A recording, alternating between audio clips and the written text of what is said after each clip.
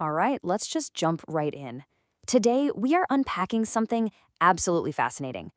We're looking at a 2,500-year-old framework, but not as some dusty, distant religious dogma. No, we're looking at it as a highly relevant, deeply practical playbook for your modern life. If you've ever felt totally overwhelmed by modern stress, the literal exhaustion of hustle culture, or just the everyday friction in your relationships, well, this explainer is definitely for you.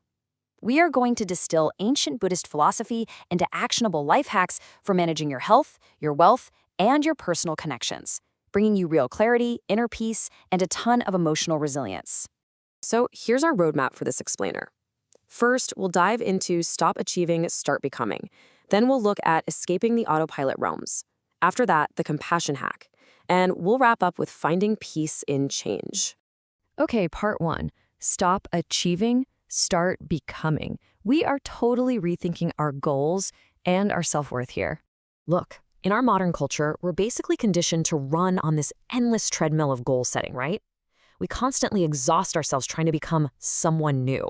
We chase achievements to somehow fix ourselves, and honestly, it just creates this constant underlying anxiety. But Buddhist wisdom offers a pretty stark contrast to this. It suggests shifting entirely away from external achievements and instead recognizing that you are already complete. Now, this isn't about just giving up on your life or your ambitions. It's actually about building a profound foundation of self-acceptance. When you operate from a place of already being complete, you're incredibly well equipped to survive devastating modern stressors, things like job losses, grief, or breakups, because your actual worth was never tied to those external metrics to begin with. There's this quote from our source material that just hits the nail on the head. The Buddha knew you're already complete. You just forgot. Think about that for a second. You don't need fixing. You don't need a massive ground-up overhaul. You literally just need to remember your inherent completeness and shift your mindset away from that punishing cycle of always needing to achieve more. Moving right along to part two, escaping the autopilot realms. It's all about cultivating true awareness in our daily habits. So it's one thing to accept that you're complete, but it's a whole other challenge to actually live consciously. Modern life is wildly good at dragging us down into a state of mindless, robotic existence. Buddhist cosmology maps out these different realms of existence, and honestly, they serve as the perfect psychological mirror for our daily mental states. I want you to be brutally honest with yourself here. Which realm do you spend most of your day in? Based on these estimates, the human realm, which is the state of true awareness, is incredibly rare. We're talking maybe 5% of our day. Most of us spend the vast majority of our time just cycling through the lower realms without even realizing it.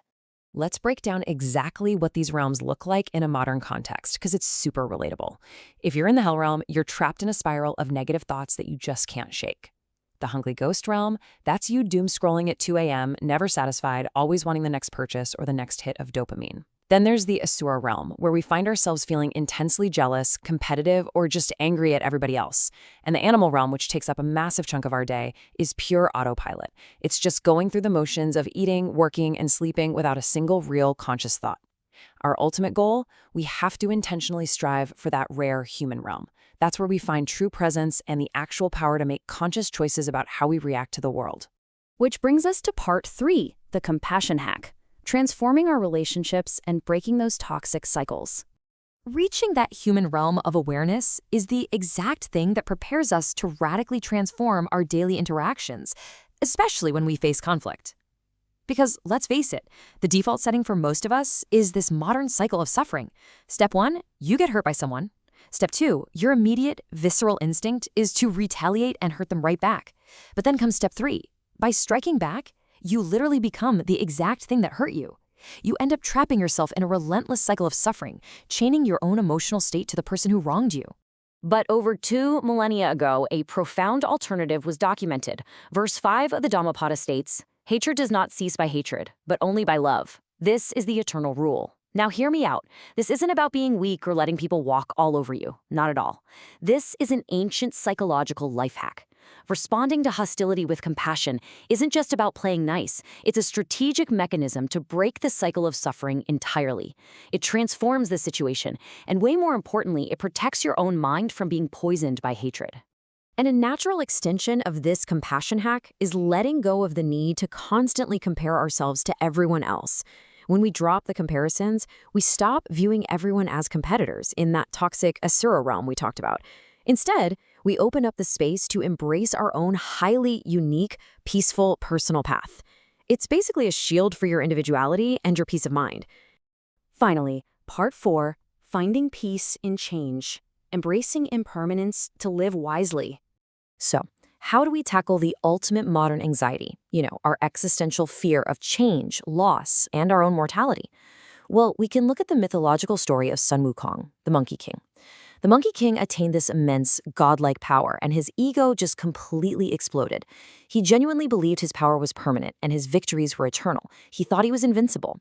But when he finally encountered the Buddha, he got a massive reality check. His story perfectly illustrates what happens when our ego blinds us to the ultimate truth of the universe. Absolutely nothing lasts forever. And that ultimate truth, that's called impermanence. It is the fundamental law that everything changes. Now, at first glance, the idea that everything you love will eventually change or fade, it might sound kind of depressing, right?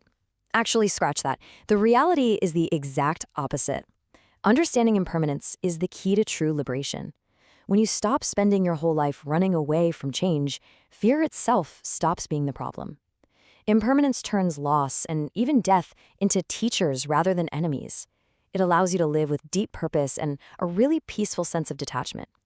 People usually think of detachment as being, cold or unfeeling, but there's a really fascinating comparison between two of history's greatest spiritual figures. Jesus loved without attachment, and the Buddha detached without losing love. These aren't opposing ideas at all. They're just two paths to the exact same destination, breaking free from the ego and the self.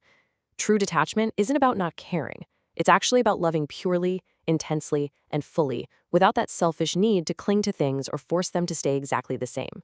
As we wrap up this explainer, I really want to leave you with this final thought. We've talked about a lot today: stopping the relentless achievement treadmill, escaping those autopilot realms, hacking our relationships with compassion, and embracing the beauty of impermanence. But ultimately, this is about your life. What does living wisely actually mean to you?